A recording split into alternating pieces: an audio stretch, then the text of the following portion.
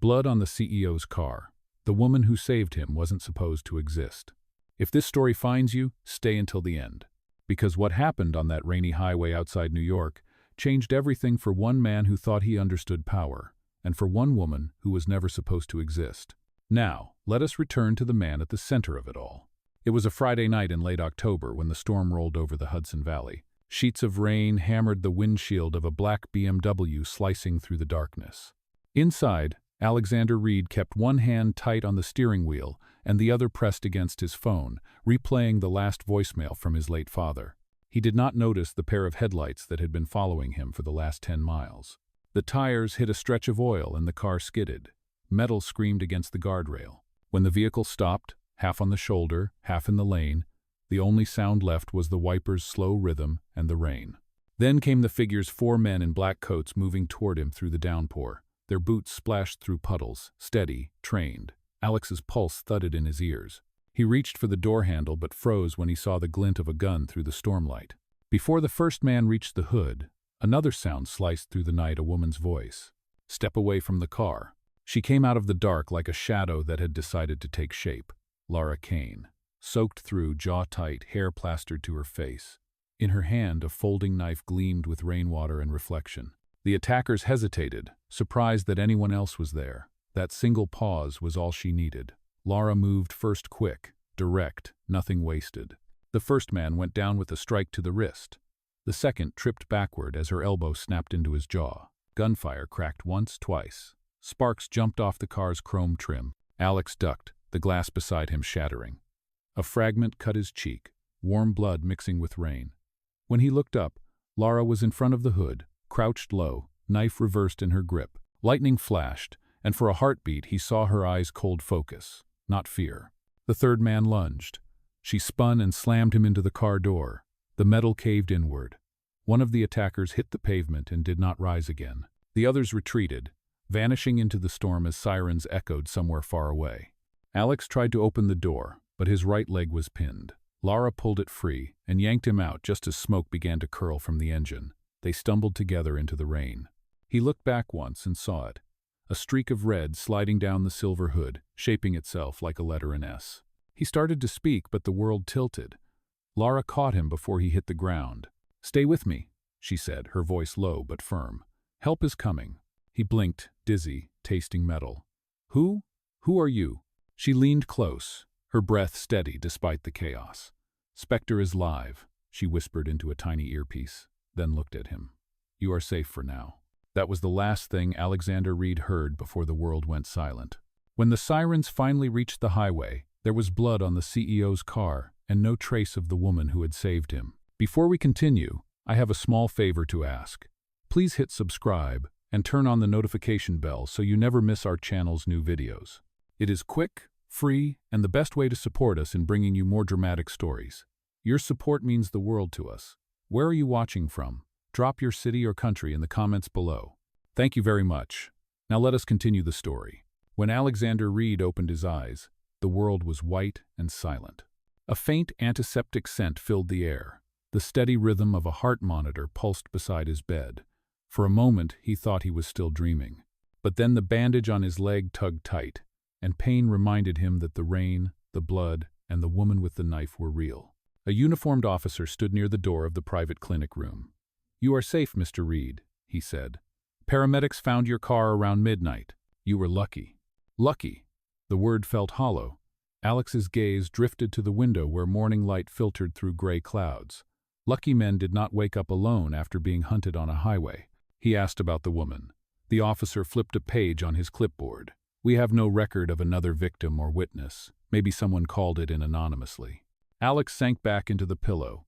Her voice replayed in his head, calm, firm, trained. "Spectre is live." He had no idea what that meant, but it did not sound like a coincidence.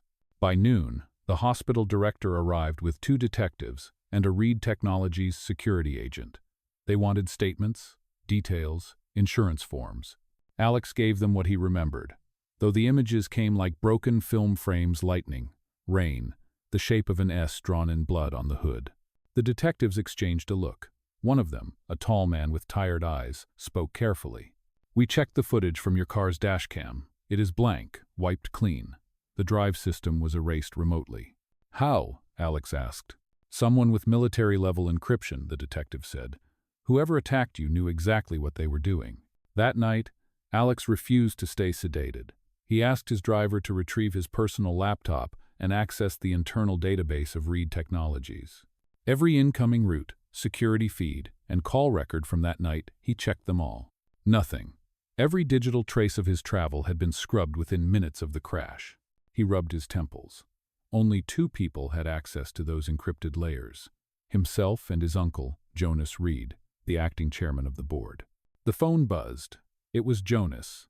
"Alex, thank God you are alive," the older man said, his voice smooth and practiced. "Rest. The board is concerned. We can talk about the merger once you recover." Alex stared at the wall. "Someone tried to kill me." "Klocka."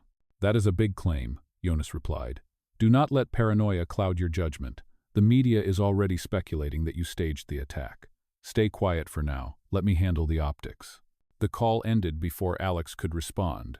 Later that evening, he noticed a shadow outside his hospital door. When he looked again, it was gone. But on the small table beside his bed lay an object that had not been there before: a folded piece of white cloth. Inside it, a tiny piece of broken plastic glimmered under the light, a micro SD card. He turned it in his fingers. The edges were cracked, but on one side, a faint mark had been etched by hand: K-19. A chill ran through him. That name, that code, meant something. He searched it through the company servers. Nothing appeared: no files, no tags, no classified projects. He looked back at the window, at the city blurred by drizzle.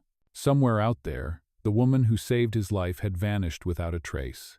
Alexander Reed was a man who believed in data, numbers, logic. But that night, for the first time in his career, he felt something he could not quantify. It was not fear. It was connection, an invisible thread pulling him toward the stranger who had risked everything for him. And deep down, he knew this was not over. Rain returned the following night, soft but relentless, tapping against the glass walls of Alexander Reed's penthouse office. The city below pulsed with light, every window a square of yellow hope in a gray skyline. Yet inside, silence ruled. Alex sat at his desk, the broken micro SD card lying next to his laptop like a dare. The fragment felt heavier than it should have, carrying secrets that refused to stay buried. He had tried to decode it all morning, but the system rejected every attempt. The file header was damaged, encrypted with an algorithm far beyond civilian capacity. Whoever made it had access to military tools. And that mark K-19 would not leave his mind. When the security feed blinked on his screen, he looked up sharply. One of the cameras near the private parking garage had gone dark. A power fluctuation, maybe. Or maybe not. He picked up his phone and called his head of corporate security. "Peter, run diagnostics on the garage circuit. I want to know if anyone entered in the last hour." "Already on it," the man replied, "but you will want to see this yourself." 15 minutes later, Alex stepped into the elevator, the air smelling faintly of ozone. The doors opened to the underground level, dimly lit and echoing. Peter met him by the corner where the feed had failed. A smear of wet footprints led from the stairwell toward the shadows. "She was here," Peter said, holding up a security badge left on the floor. It bore no name, just a number 47 and a fingerprint smudge too deliberate to be accidental. Alex's pulse quickened. "Did you see her face?" "No, but the guard at the gate said a woman in a dark jacket asked about you. She left before he could call upstairs." They followed the prints until they stopped near his car. The silver hood still bore faint traces of that dried-shaped stain, even after 2 industrial washes. Then he saw it tucked under the wiper, folded inside a clear plastic wrap, was a single Polaroid photograph. It showed his wrecked car on the highway from 2 nights earlier. In the blurred background stood Lara Kane, half-turned toward the camera, her face caught in a flash of lightning. On the back of the photo, one sentence was written in clean block letters. "You are not supposed to sign anything." Peter frowned. "What does that mean?" Alex did not answer. He knew exactly what it meant. Jonas had been pressing him to finalize the merger deal by Monday morning. The countdown had started.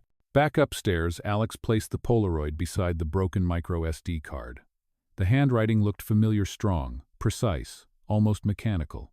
The same kind of lettering used in government field reports he had once seen while funding security tech for federal contracts. He searched the archives again, this time not through Reed Technologies but through old public records. declassified CIA contracts, and contractor logs.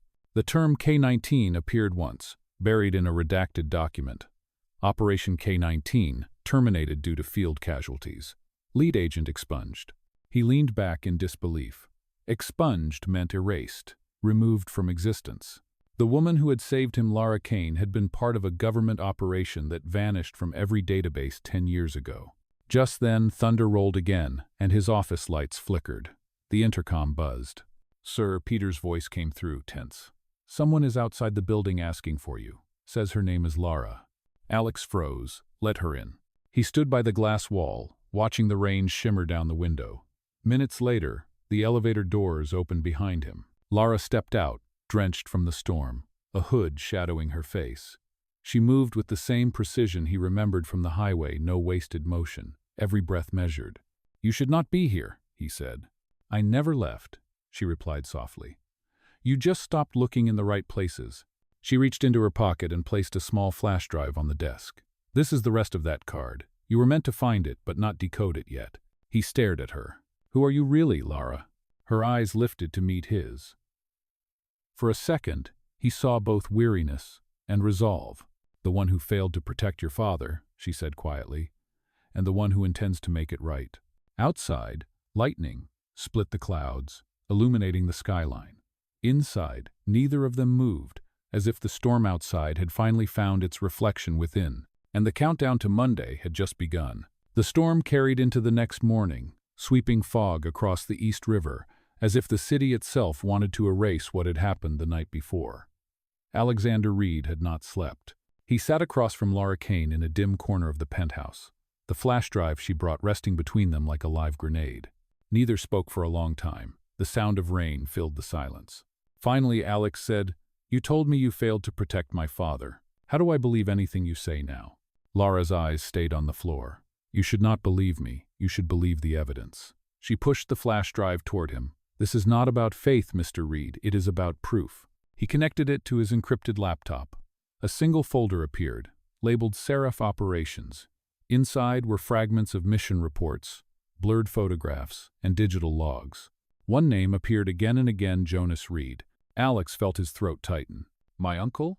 Lara nodded slowly. "He was the contact for a private military unit called Seraph. Your father was their target, though the file says it was only meant to be an intimidation mission. But orders changed at the last minute. The car crash that killed him was no accident." Alex stood abruptly. The chair scraped against the floor. "You are saying my father was murdered?" "I am saying he was silenced." Her voice remained calm, almost too calm. "I was part of the team assigned to keep him alive. When I realized the orders had shifted, it was already too late. The explosion took everything. After that, they erased my name, wiped my record, and made sure no one could prove the truth." He turned away, gripping the edge of the desk. His reflection in the glass showed a man he barely recognized, jaw tight, eyes burning. "And now you come back?" "To finish what I started," Lara said. "To make them answer for it, and to keep you from signing that merger." Alex looked over his shoulder. "The contract Jonas wants me to sign?" "Yes. It transfers full operational control of Reed Technologies' defense research to an external partner, Seraph Industries." The name landed like a punch. Alex's company had built technology meant for humanitarian logistics, not private warfare. Handing it over would turn his father's legacy into a weapon. "Why tell me this?" he asked. "Because you are already marked," she said. "And because your father trusted you to finish what he began. There is a safe house near the docks. We can stay hidden until Monday, then reveal everything to the board." He hesitated, caught between disbelief and instinct. Something in her tone, steady, almost protective, made him want to believe her. Minutes later, they left the penthouse through the service elevator. The city was waking, horns echoing through the wet streets. Lara drove a nondescript black sedan through the morning haze, her hands firm on the wheel. At the safe house, a warehouse tucked behind rows of shipping containers, she moved like someone who had been there before. Inside, the lights flickered weakly. A map of the city was pinned on a corkboard, red lines crossing through highways and company branches. Alex examined it, realizing she had been watching him long before that night on the highway. "You have been following me," he said. Lara met his gaze. "Protecting you. There is a difference." The air between them thickened with tension neither of them named. He wanted to ask why she risked so much, why she looked at him as if she owed him something beyond duty, but he did not. Instead, he looked down at her wrist. Beneath the sleeve of her jacket, a silver bracelet caught the faint light. The engraving was simple, K-19. He remembered the mark on the micro SD card. That code, what does it stand for? Her expression shifted, a flicker of pain crossing her face. It was the designation for my last mission, the night your father died. He nodded slowly, feeling the weight of that truth settle in. Then we both lost something that night. For the first time, she allowed herself to smile, faint but real. Then let us make sure it was not for nothing. Outside, thunder rolled again over the East River. Inside, two people sat in silence, the distance between them shrinking with every heartbeat, bound by a shared loss and a growing purpose neither could yet define.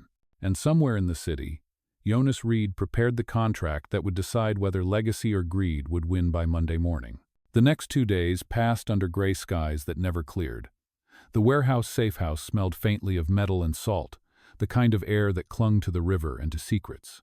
Alexander Reed worked from the small folding table near the window, his laptop open, code scrolling down the screen. Lara Kane moved quietly behind him, checking the door, testing the power line, and cleaning the small pistol she kept holstered beneath her jacket. The silence between them had become something steady, not cold but cautious. They were two professionals trying to outthink an invisible enemy, each carrying scars the other could not yet see. Alex broke the silence first. "You were trained to fight," he said, "but you are also trained to disappear. Why stay and risk this?" Lara looked up from the gun. "Because this time, running would mean repeating history, and I have had enough of ghosts." He nodded slowly, eyes still on the screen. "Then let us make sure we are ready for them." They spent the next hours preparing for what they both knew was coming. Lara mapped escape routes across Brooklyn, marking rooftops and safe intersections. Alex rerouted his company's internal communications, creating hidden channels under generic server names. Each time she leaned over his shoulder to check progress, the faint scent of rain on her jacket followed. By late evening, the tension began to ease. They ate instant noodles under a dim lamp, the kind of dinner that belonged to people hiding from the world.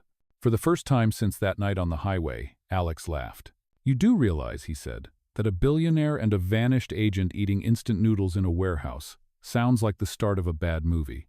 Lara smiled faintly. "Then let us make it end better than most." The rain outside softened to a mist. She stood and stretched, walking to the far wall where a cracked mirror leaned against a crate. She studied her reflection, the thin scar running along her jaw, the eyes that had learned not to flinch. Alex watched her silently.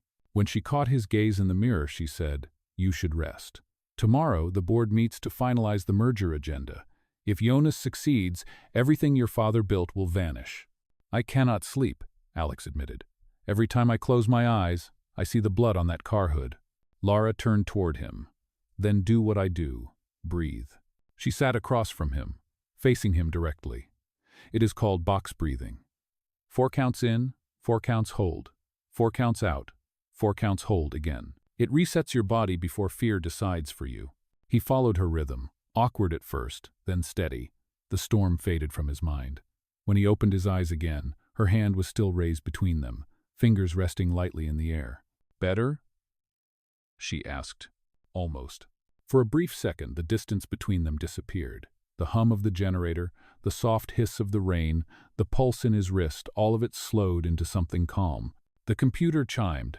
An email had arrived from Jonas Reed's office. Subject line, "Merger signing Monday 11, 47 amperes." Lara's eyes darkened. "That time again," she said quietly. Alex stared at the timestamp. "The same minute my father died." She nodded. "It is not a coincidence. They are mocking you, or warning you." He closed the laptop. "Then we will be ready." Lara began preparing the next phase. She showed him how to change license plates, how to move without being tracked, how to spot a tail in the rearview mirror. He learned fast, his calm precision matching her discipline. Somewhere between drills and data analysis, they started to move in sync, two halves of a single plan. At dawn, they stepped outside.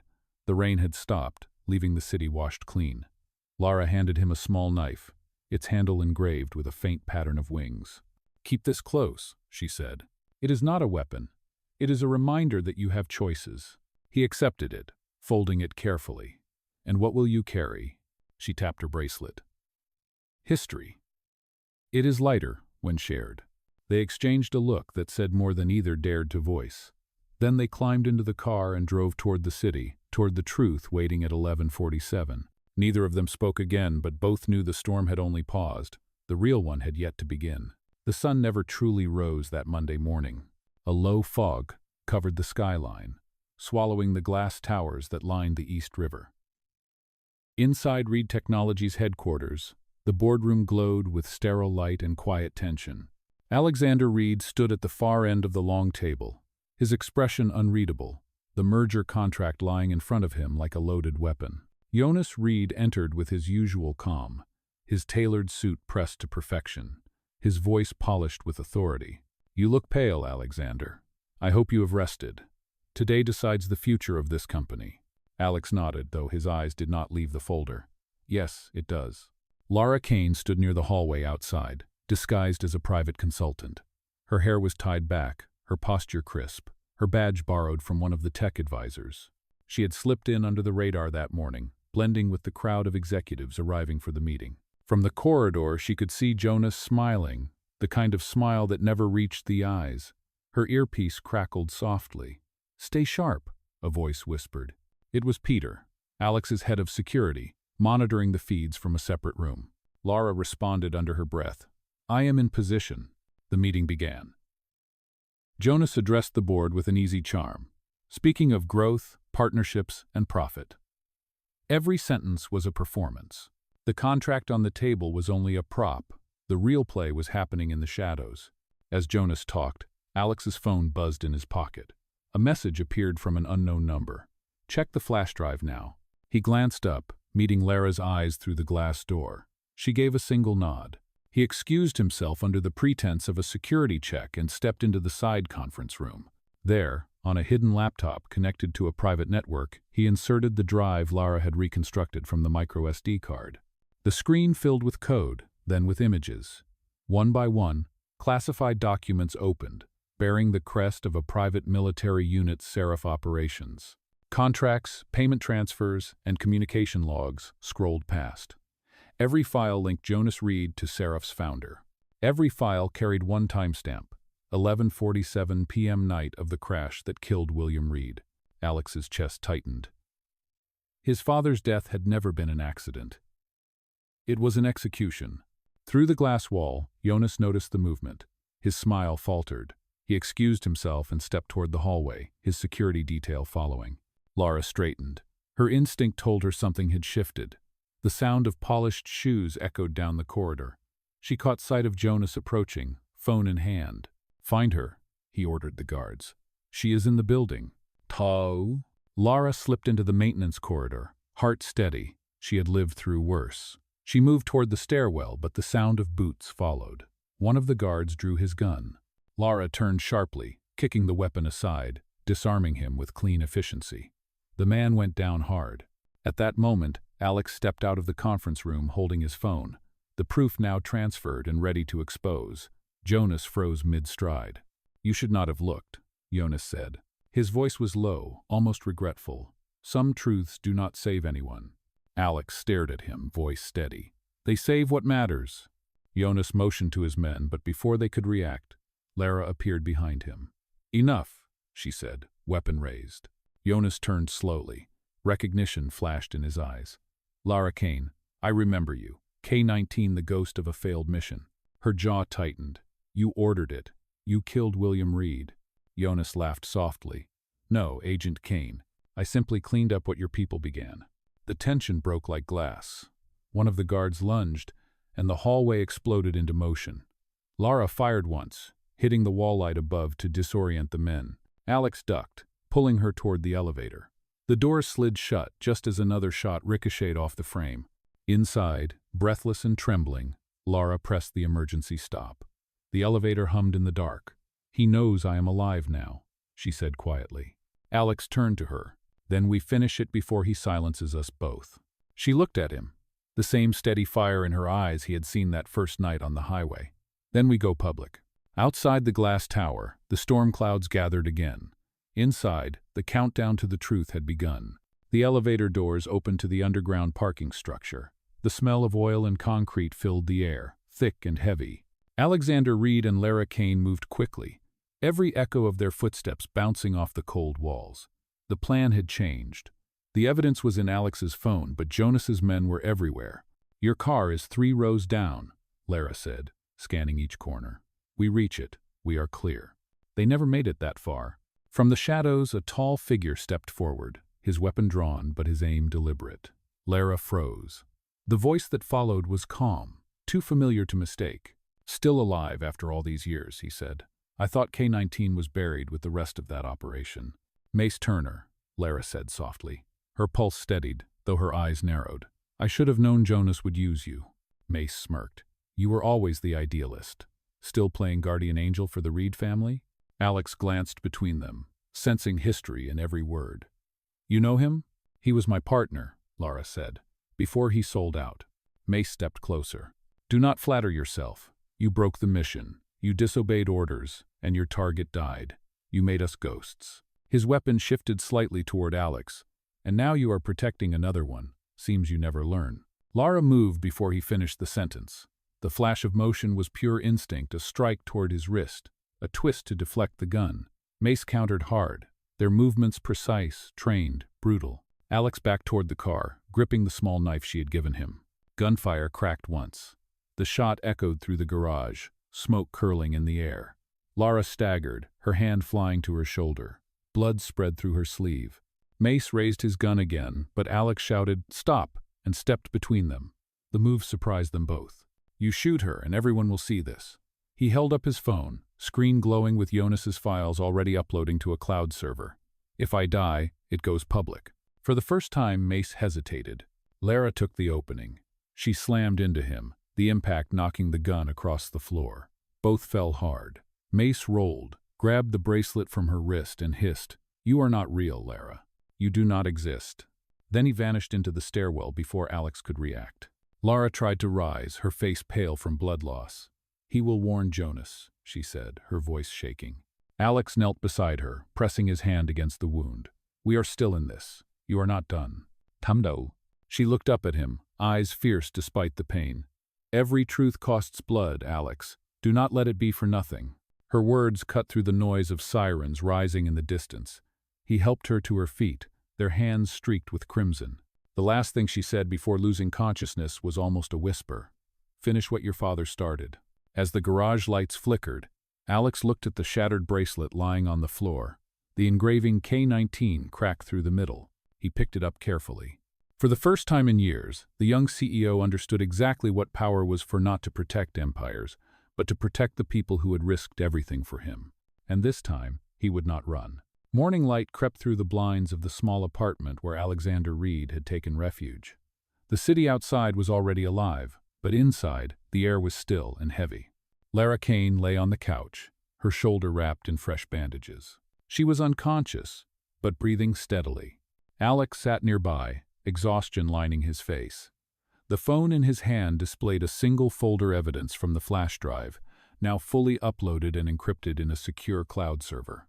Everything that could destroy Jonas Reed was there. At 7:30, his security chief Peter called. "Sir, the board meeting starts at 11:47. Are you sure about this? Once the files go public, there is no turning back." "I am sure," Alex said quietly. "It ends today." He looked over at Lara. The faint rise and fall of her chest steadied him.